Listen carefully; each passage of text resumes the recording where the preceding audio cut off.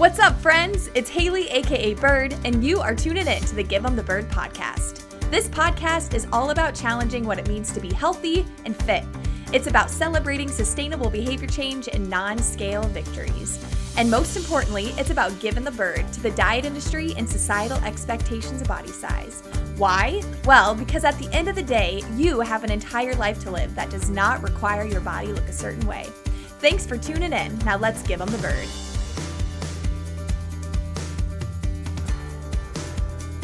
Hello, everyone, and welcome back to another episode of Give 'em the Bird. My name is Haley, aka Bird, and on today's episode, we are chatting all things sugar addiction with Ashley Wentworth. Ashley is a registered dietitian, nutrition therapist, practicing non-diet nutrition with a focus on intuitive eating. She is a health at every size aligned practitioner and specializes in helping people transform their relationships with food and their bodies. She has over 10 years of experience in the nutrition field and understands that diets don't work and how damaging they can be to our physical, mental, and emotional health. Ashley believes in size diversity, body inclusivity, intuitive eating, and enjoying food. I decided to reach out to Ashley after I read an article in the October 2021 issue of Certified, which is an online monthly publication from ACE Fitness, or ACE Fitness is American Council on Exercise, which is who I have my personal training certification through. The article was titled Sugar Addiction, Real or Hype, and right off the bat, I was really happy to see ACE Fitness talking about this because the spreading of the claim that sugar is an addictive substance is largely perpetrated by the fitness industry and many other industries, right? But largely the fitness. So I was really excited to see that ACE was putting info out there to shed some light on this highly controversial topic. I really liked the way Ashley presented the data on sugar addiction, so I figured I'd reach out to see if she'd be up for an interview, and she was. So in this episode, we dive into sugar addiction. We discuss where the sugar addiction claim kind of originated from, what some of the limitations are of these studies that show sugar addiction is a real thing. And Ashley also provides a review of some of the research that suggests restriction and dopamine might be the source for what feels like addiction rather than actual addiction. We also talk a little bit about the difference between dieting and the diet mentality and the unintended consequences of psychological restriction and what psychological restriction even means. Ashley provides some tips for folks who might feel like they're addicted to sugar, and I really like the end where we talk about kind of finding the gray area in all of this. So how can we not restrict or fear sugar and also be mindful of our sugar intake? I think you'll really like what Ashley has to say, so be sure to stay tuned until the end. Overall, this is a great evidence-supported discussion with someone who really knows her stuff and takes a gentle approach when it comes to the topic. If you enjoy what Ashley has to say, be sure to find her on Instagram at ashleywentworth.rd or visit her website at ashleywentworth.com. Before we dive in, I just want to remind you that supporting the podcast is super duper easy. If you listen on Apple, you can rate, review, and subscribe. And if you're on Spotify, you can now follow and rate the show as well. Another super easy way is to share this episode on your social media and tag me at Give 'em the Bird podcast. All right, let's get into my conversation with Ashley Wentworth on all things sugar addiction. Hello, Ashley, and welcome to GTB. Hi there. Thank you for having me. Yes, I'm so excited to chat with you today all about sugar addiction. Is it real? Is it fake? This is just something that we see all over the place. I feel like with diet culture and everything, it just runs rampant. But before we get into that, I'd love if you want to take a minute just to introduce yourself for folks who may not know who you are. Sure. Thank you. So I'm a registered dietitian. I went through, traditional schooling for that, which includes an undergrad degree and then an internship and then an exam. And then I practiced for a while in a lot of different areas. I'm in Vermont, so it's pretty rural. I practice in Vermont and New Hampshire a little bit, lots of different areas, clinical, outpatient, public health, wellness, kind of everywhere you could work around here. I probably stuck my toe in a little bit. And then I got an opportunity through a grant program that New Hampshire was doing. There was a university near, and they were putting providers through their eating disorder course because there's not a lot of support for eating disorders in our area. And I finally got to go to one of the courses. I think it was eating disorder treatment, or nutrition for eating disorder treatment with Marcy Evans. I don't know if Oh, anybody's wow. familiar with her, and I didn't know who she was at the time, which was kind of a bummer. But she blew my mind, and I have not looked back since. So learning about diet culture, being more of an anti-diet dietitian or non-diet nutrition focus with intuitive eating and health at every size, weight inclusive, size inclusive, all of that good stuff. So I started a private practice a couple of years ago, focusing on that, but also serving my local community also. So seeing one-on-one clients. So that's kind of where I am at today. And, like I said, once you learn about diet culture and the stronghold it has over everybody and how much focus we put on weight and health when it really doesn't need to be that way, can't really look back from that. And so dove head first. Here we are. Yes, I totally agree with that. And I think I've mentioned it before. Like it's almost like once you take the veil off, you can't like put it back on. And sometimes I wish I could, just because sometimes life feels like it would be easier if I could just turn a blind eye. But that's how I felt too when I first kind of dove into intuitive eating back in like 2018. And so cool that you went through a training with Marcy Evans. She was one of the people, like one of the first pages. I mean, there were a lot of them, but when I did like a social media revamp for my own relationship with food and movement and my body, she was one that I followed as a recommendation from somebody that I know. So cool that you got to do a training with her. Yeah. I can only imagine how amazing that probably was. Definitely. It was so great. Like I said, I didn't even know who she was at the time. I wish I had, so we could have just chatted forever. And it was really interesting because it was such a mix of students. So I think there was myself and one other dietitian that took part of the course. And then the rest were, kind of regular college students going through the whole program. So there were people that had backgrounds in social work or psychology type stuff. So That's really cool. interesting. Yeah, so cool. So you mentioned like in your own private practice or in your own practice how you've gone from maybe like traditional dietetics and now more on like the anti-diet side. I'm curious if you can kind of give us a rundown of, if at all, that you've noticed that perspective shift in your own life as well.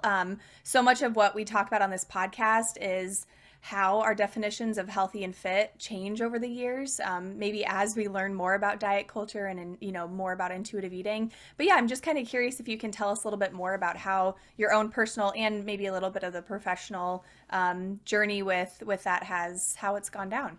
Sure. So I guess I would call myself sort of an avid intuitive eater since I was young. I mean, we're Nice. all steeped in diet culture, so it was always there. And then, once you go through school for nutrition, it definitely can be a little bit more hyper focused on healthy eating and nutrition and, all of the diet culture stuff. But I think that I've always had a really good handle on the intuitive eating aspect without really knowing that's what I was doing. Like I said, I kind of grew up in a really rural place. We didn't really have TV. My household was really small. So I kind of escaped a little bit, I guess. I never put a really huge pressure on myself for my body size, but I've always been in kind of, the quote unquote straight size, normal size body. And so I think that, works to our advantage for sure. And then, school happened, and I think I focused a little bit more on health and wellness and definitely indulged a little bit in some diet culture language.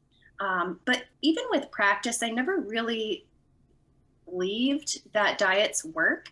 And so I always steered clients more toward just a general healthful nutrition kind of plan or guide, I guess. Mm-hmm. I never really prescribed calorie counts or anything like that, even before I found more of the intuitive eating approach. So it has shifted for sure, but definitely not a huge shift for myself personally or professionally. That's refreshing to hear, because a lot of the dietitians that I've spoken with, or just people that work in health and fitness, it's almost like we come to this non-diet mentality and non-diet practice because of our own potential harmful relationships with food and exercise and whatnot. So it's really refreshing to hear that some people come to this like just naturally. That's the way they were raised and the perspective that they always had. So it's kind of nice. It's kind of nice to hear that. And it always blows my mind, like when I hear about clients' struggles or hear about, people experiencing weight stigma, because again, I'm more of a straight size body, and it just really makes me so mad, right? Like that's the whole point of the podcast. It just makes me so mad that people have to go through all of this because we don't need to. And the way people are treated because of their body size or because of their food choices, just totally, totally ridiculous. So that's what Yeah. we're doing, right? Changing the narrative a little bit. Yes, little by little. This is just a little baby podcast, but I still think that it touches people that need it when they need it. So yeah, and again, it's really great for me too, as I'm more of a fitness professional, so I'm a certified intuitive eating counselor, but I focus more with college students on the fitness and having a healthy relationship with their bodies and whatnot. So as much as the podcast is to like spread the word, it's also almost it's really helpful for me, especially when I get to speak with, dietitians or therapists or whatever it might be. I even spoke with an endocrinologist. Like, it just, it's information that the fitness space doesn't have. It's starting to be talk more about health at every size and a non-diet approach to well-being. But I mean, as of like 2 years ago, it was nearly impossible to find like any fitness, not necessarily fitness account, but fitness company or whatever talk about these issues. And that's kind of how I found you, was through an ACE fitness article, because I'm a certified ACE an ACE certified personal trainer rather. And when I saw it like pop up on my like weekly articles to read or whatever, I was like, oh my gosh, they're actually talking about the fact that sugar addiction may not be a real thing. And I dove in and I had to read it. So for listeners, Ashley was interviewed for this Ace Fitness article. It was like sugar, real or hype. That was kind of the title of it. So tell us a little bit more about maybe about that interview and just that article in general for folks that haven't had a chance to read it. Definitely. So I was approached to be a source for the article. They had some great questions about, how I thought about sugar and whether it's an addictive substance or not, and kind of what my take on it was. And, a big takeaway is that a lot of the research that is out there, one, we need more of it as usual, always, right? And then the second piece is that the research, when it really started coming out about this sugar addiction issue, was it's based mostly on rat kind of behavior. And so, one, it's an animal study, not a human study. So there's definitely some barriers for that. And then the second thing that really struck me was, I think the study originally was published in 2007. So it was a little while ago. And there's obviously been more that are coming out now. But the original one really showed that there are, when the rats are fed sugar, they would sort of like show binge style kind of behaviors around it. But what's really interesting and sometimes gets left out of the headlines is that the sugar was really restricted for most of the day until it was time to feed them the sugar. And then, of course, we can talk about this more if you'd like to, but the restriction kind of behavior sets in. And then, of course, the rats are going to, kind of overdo it or, enjoy it a lot more or kind of act frenzied or maybe out of control. And that's not to say that feeling addicted to things is not valid, right? And I think that's what the main takeaway point is, because if we apply it to humans and we're restricting calories or food groups or overall intake or whatever the case may be, and maybe we're not even doing it consciously, right? Because there's a difference between like dieting, the act of being on a diet or plan or program, and then just the shift of having the diet mentality. And so we could sort of subconsciously be restricting or trying to be quote unquote good with our eating. And still our body is sensing that restriction. So when we do get access to things that are highly palatable, which is another piece of this research that's out there, it's no wonder that we sort of feel that out of control around food, especially things that are highly palatable.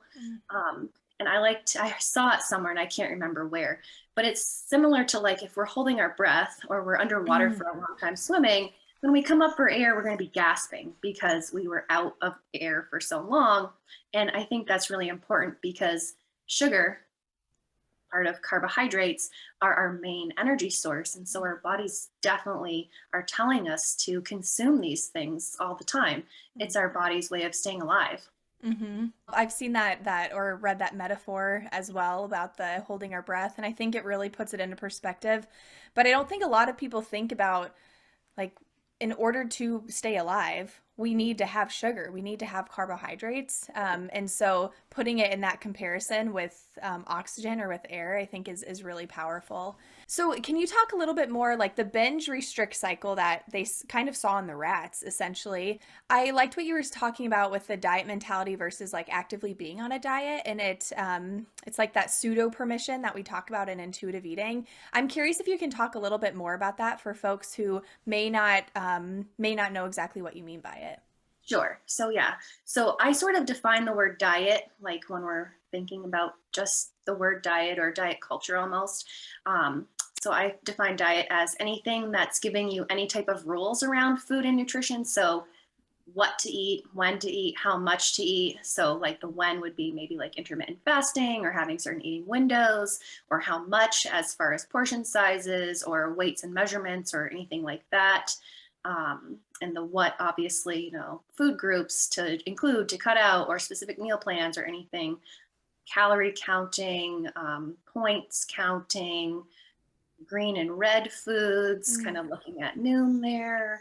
Anything like that is definitely considered a diet, but also anything that is sort of geared towards changing the way your body looks. So appearance wise, so inches or weight, with the goal of weight loss or appearance changes, or, getting more toned, maybe, or, different wording that diet culture might use. So I sort of define being on a diet as any of those, and that really includes most things that are out there. And then, yeah, this sort of diet mentality. So even though we might not be partaking in anything structured, like counting calories or counting points or counting macros or something like that, if we're maybe even just logging food, and maybe we're not necessarily counting calories, but the more data we have in front of us, if we had so many calories this day, oh well, I'm gonna subconsciously, maybe I'm gonna try to have less tomorrow. It's just this really hard thing to get away from. I think we've all made nutrition really black and white and good and bad. And so it's really hard to think of it as more gray or the intuitive eating style side of things, because I think we're so kind of programmed to not trust our bodies anymore around our signals and our nutrition preferences. We really look to that structure in those programs for answers for our nutrition. And when we don't have that, we literally don't know what to do. It's like, okay, well, nobody's telling me what I should do around my nutrition, so I don't know what to do.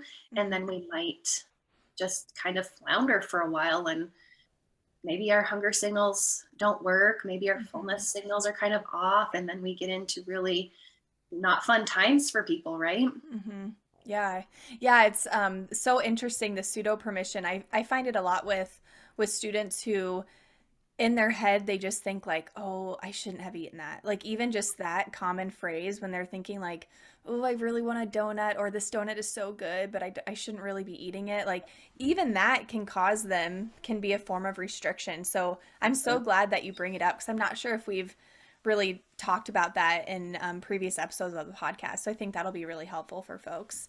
And a lot of times too, like with the donut example that you just mentioned, even it might not even be till after the fact where they think they shouldn't, but even sometimes during, like as we're chewing it, we're having this guilt already, or even just from the moment we decide to reach for that food, the guilt dialogue already sets in. And so, yeah, it starts even from the place of, I've decided to do this. And then it stays with us, and it totally takes away from eating this like delicious, fun donut because Right.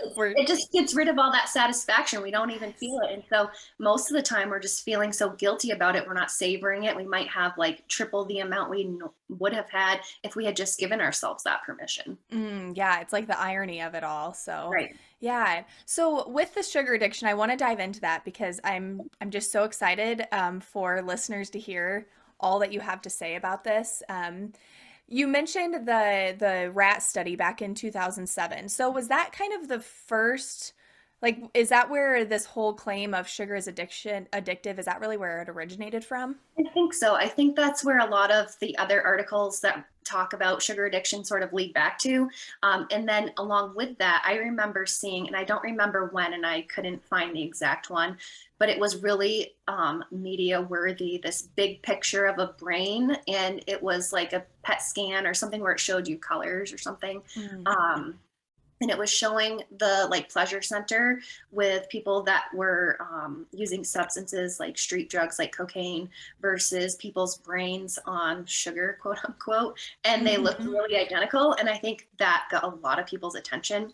And I think it's really interesting because like the pleasure reward system is using the neurochemistry of dopamine. So when we're kind of getting pleasure from something, dopamine's released, and that tells our body we like this, we should do this more.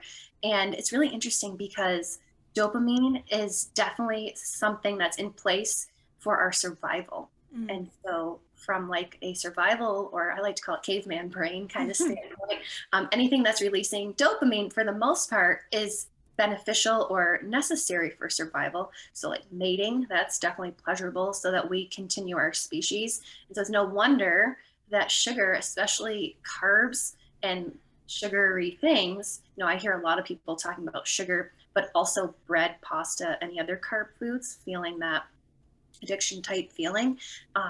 And that makes sense because if we didn't get pleasure from that and we didn't eat it when we Mm. were cavemen, for lack Yeah. of a better term, but when we were still a young species, we wouldn't have made it, because Mm-hmm. if we didn't get rewarded for that, we wouldn't have kept doing it.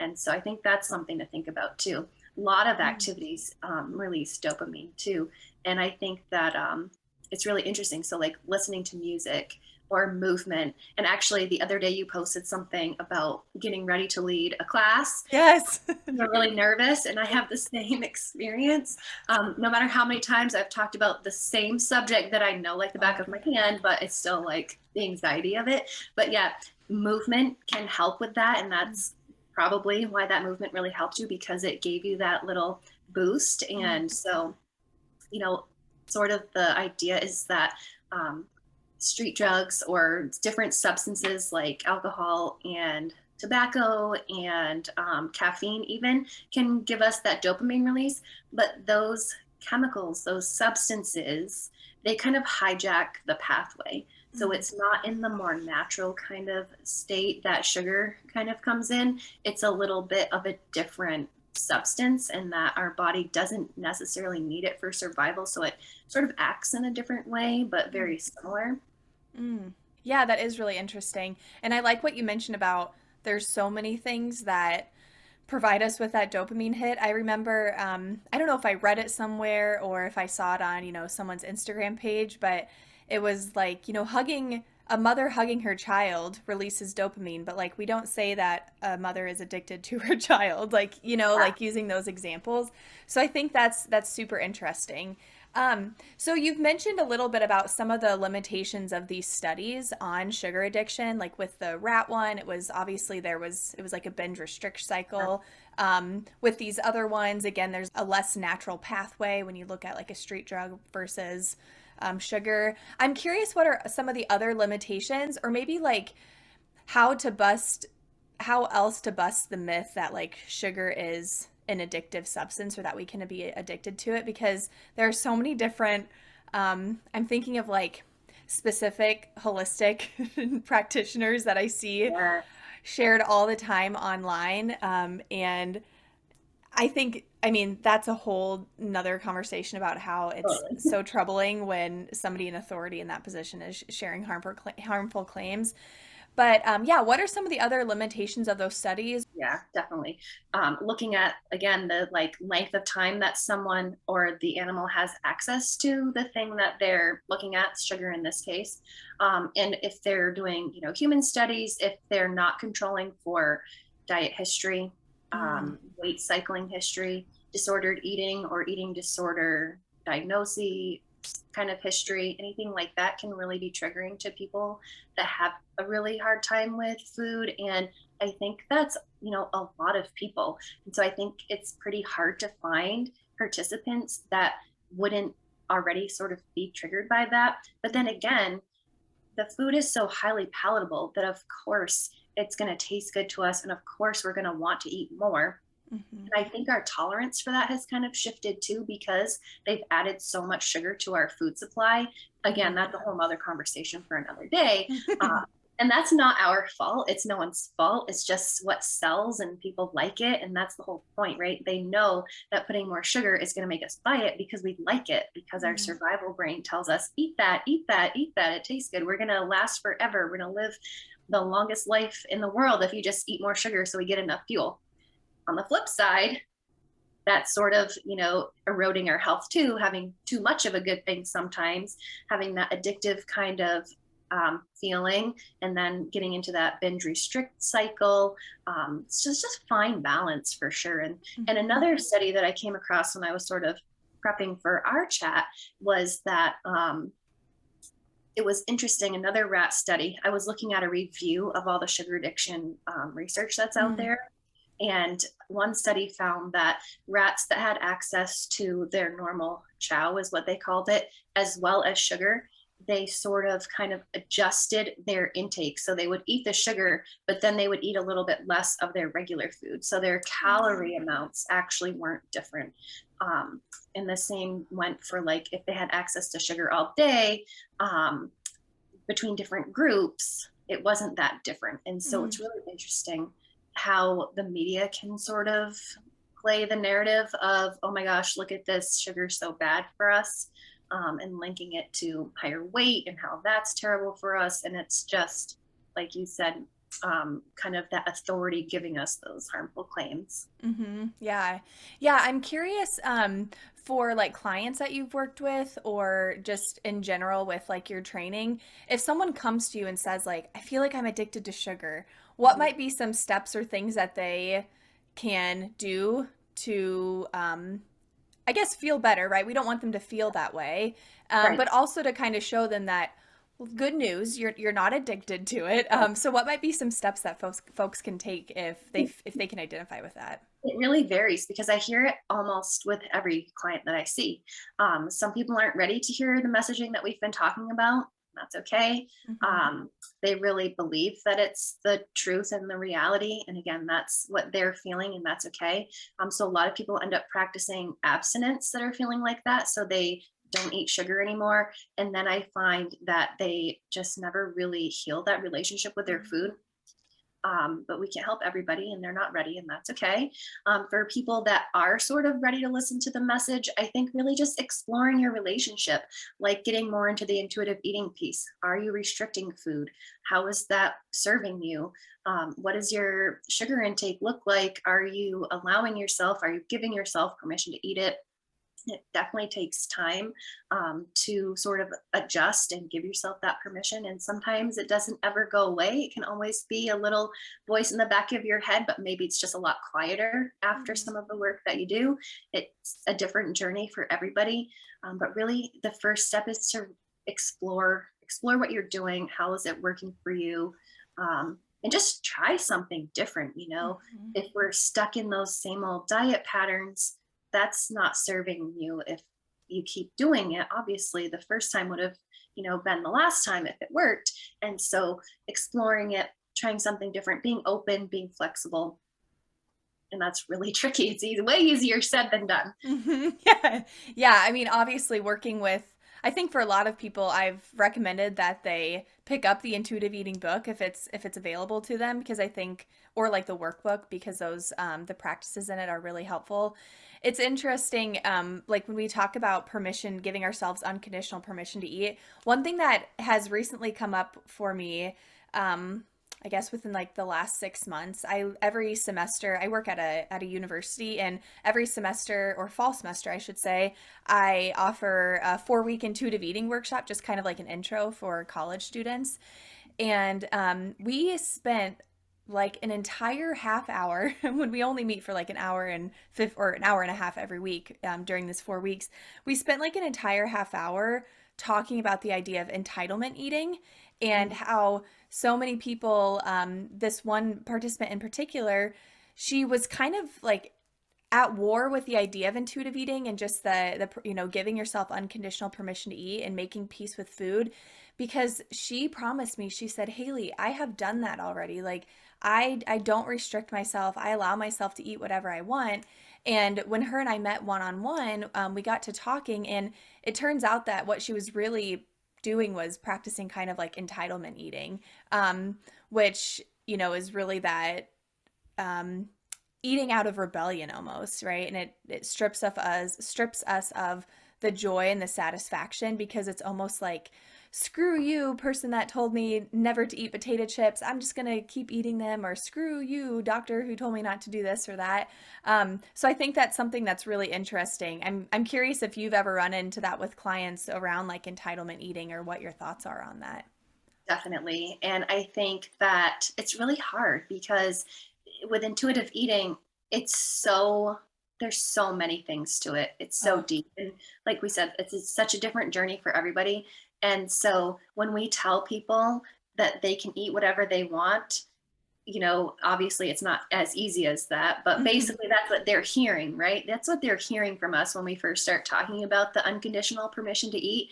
And that is scary. Most of the time I get that fear from people like, oh my gosh, what am I going to do? I'm not going to be able to do this. I'm going to eat the whole bag of chips. I'm going to eat the whole thing of ice cream that's in the freezer.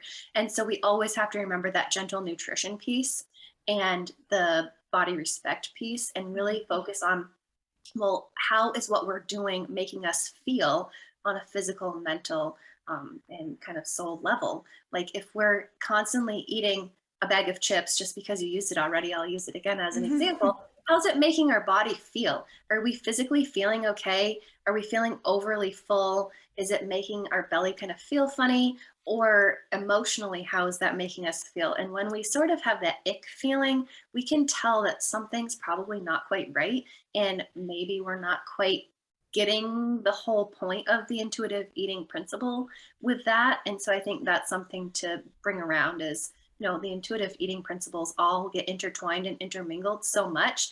So we can focus on one with people, but then we have to remember to include the rest.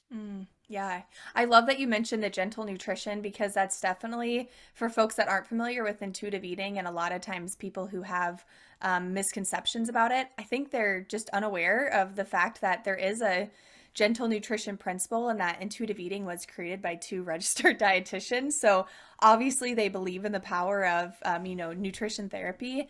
I'm curious, when we're thinking about gentle nutrition as it relates to, particularly sugar intake, I'm curious what maybe conversations might look like. Like for someone who wants to be mindful of their sugar intake, right? Trying to find like a gray area here, wants to be mindful of their sugar intake, but also doesn't want to restrict themselves. Like what might that gentle nutrition piece look like for them? Definitely. I think it depends on where they're at in their journey. But someone that's been practicing intuitive eating for a little while and has a pretty good grasp of it, I think, if something sounds good, have it. And I think it's interesting too that, like, so I'll use a personal example. I work at a hospital sometimes, and I sit right next to the baker's station. My office is right off the kitchen. And that is interesting. So they're always having really yummy treats, and I have to walk by them like 1,000 times a day. And usually I'll pick one thing a day just because I'm like, ooh, I want to have something, but I know the gentle nutrition piece. I know that if I eat too much, my belly's going to hurt, especially depending on what it is. Like the other day I had raspberry cheesecake. It was so Oh, divine. yum. But I didn't eat the whole thing. And I think that sounds so foreign to people. Like, how could you not have eaten the whole thing? It wasn't a huge piece either. I think they cut it in like tenths, Oh, 10, wow. 10 pieces per cheesecake. And I think it's interesting because you can pay attention, right? That's what we're talking about, is eating it, savoring it, get that satisfaction from it, but also checking in with your belly. Like, I think there were probably 2 or 3 bites left when I was like, I know if I'm going to eat those couple last bites, I'm not going to feel so good. I mean, it wouldn't be the end of the world, but I don't want to do that right now. And I think that also brings us back to something I really like to talk about with clients is the power of the choice. Mm. So you can choose. You have the information if you have explored this and you know what happens in your body to say, I know if I have the last couple pieces, I can just tell in my belly that that's where I'm at right now. If I have those last couple bites, I'm going to feel pretty full, maybe kind of sluggish, maybe almost nauseous from eating this. And do I want to do this right now? Or do I not want to do this right now? And then it's up to you. And having that power back instead of letting the food have the power over you Mm. makes such a huge difference. Mm. I love that so much, the power of choice. And you're exactly right. If we're tuned into our body and have taken the time to listen to our body, then we are able to make that choice. But if we're not, then it's either, restricting it and not allowing ourselves to eat it and the food wins, or overeating it, eating those last few bites or maybe more, and experiencing uncomfortable feelings in our body. So I love the power of choice. I've never heard that before as it's talked about in intuitive eating. So I'm really glad that you mentioned that.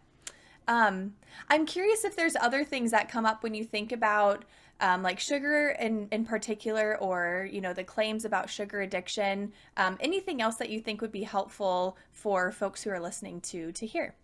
I think I just would like to reiterate that if you feel that you're addicted to sugar or you feel out of control around sugar, it's normal to have those feelings just because of the way our culture or diet culture has really made us think about sugar, especially, um, you know, I think now that this generation has sort of been going, I think it's been since what, the 90s, 2000s, where sugar really started to become the demon.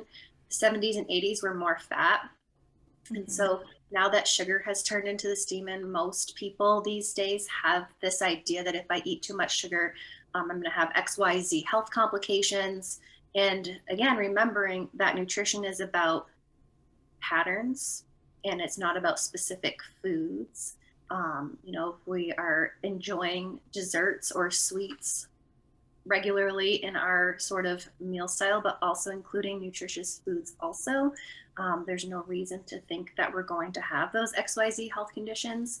And really looking at, again, that restriction. Am I purposefully restricting or am I sort of, like you mentioned, that pseudo restriction? Mm-hmm. Yeah, yeah. One more thing that came up was as you were talking about like health concerns. I feel like I have to ask you about diabetes whenever we're talking about type 2 diabetes in particular, whenever we're talking about sugar. Um, what are your like, I guess just gonna be completely open, like what are your thoughts on that when it comes to like I literally just saw somebody the other day and they told me that after meeting with their doctor, like they need to be mindful about their sugar because of they're pre-diabetic or at risk of becoming diabetic, like type 2. So I'm curious, like, just to know more about that from a dietitian's perspective that practices a non-diet or anti-diet approach. What are your thoughts on that? That's a great question. So it's really easy for them then to say, oh, well, if I eat sugar, my blood sugar is going to go high and that's really bad. And so I just shouldn't eat sugar. Again, that brings us to that restriction Mm. mindset. And so, yeah, being mindful is definitely a way to look at it for sure. So, okay, what are my blood sugars looking like? How am I feeling? One candy bar is going to spike their blood sugar for, that hour or two, but it's not going to, increase their A1C, which is a kind of a blood sugar test over 3 months. Like a few sweets here and there is not going to totally derail that. And Mm-hmm. that's sort of what the docs use as a baseline for treatment. Mm. Um, and so it kind of depends on the person and depends on, what their levels look like. But for most people who are, after diagnosis, they kind of have a good handle on their blood sugars. Even if they are a little bit on the higher end, if they're restricting themselves, they're probably going to end up with that binge cycle. And that's going to be worse for their blood sugars and their overall health and relationship with food and body. In the long run. And so, like you said, being mindful and practicing that gentle nutrition, that Mm-hmm. power of choice, right? Because Mm-hmm. people with diabetes don't owe their blood sugar to anyone except Mm-hmm. themselves. And so if they want to have sweets, it's totally their choice to do it or not, or manage how they do it maybe. Eating sweets with a meal might go a little bit better than just by themselves, just because of blood sugar stability, or maybe if they want to, they could go for some extra movement after they have it to help with their blood sugar levels coming back down. So many ways to do it. And instead of just thinking of sugar as this big, nasty, awful thing where we're just restricting and ending up in that binge cycle, or maybe not completely binge cycle, but definitely maybe a little bit disordered or, overeating. And I don't really love that term anymore, but I haven't thought of a better one for it yet. but sort of the same thing. It's again that type of restriction. Yeah. Yeah, I think that's so important. And I've had a conversation or a guest on the show that was an endocrinologist, and those were some of the points that he mentioned too, because I was like, we've got to talk about diabetes, and we didn't talk about it like specifically the sugar piece of it, but that's exactly what he mentioned too, pairing it with, a protein, for example, or with a meal like you mentioned, or going for a little walk afterwards if it feels okay and if you're able. So I like that approach to it. And again, it's the gentle nutrition approach to it. And I think that for a lot of people, again, not knowing that there is a nutrition aspect baked into intuitive eating, but we can't start with that. Otherwise, we'll just turn the whole thing into a diet. So the important part is to heal that relationship with food and then add it in.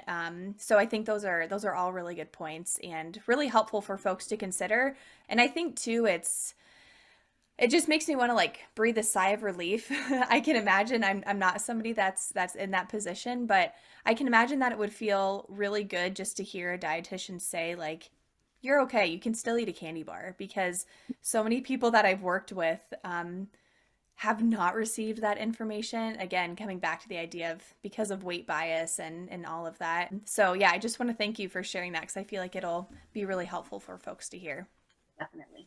Well, Ashley, this has been amazing. I'm so glad that I was able to connect with you and talk more about sugar addiction. And several listeners have asked me to talk more about this. And I always say, like, I have a bit of an idea, having that intuitive eating background, but I'm like, I am not an expert. But I feel like I hit the gold mine with you. So I'm so happy that we were able to connect and that you answered all the questions that I had. So thank you so much. Of course, it's my pleasure. Thanks for tuning in to another episode of GTB. If you're enjoying this podcast, feel free to head on over to Apple Podcasts and rate, review, and subscribe. You can also share this podcast on Instagram and tag me at Give 'em the Bird Podcast. I will see you back here next week for another episode, but in the meantime, go give 'em the bird.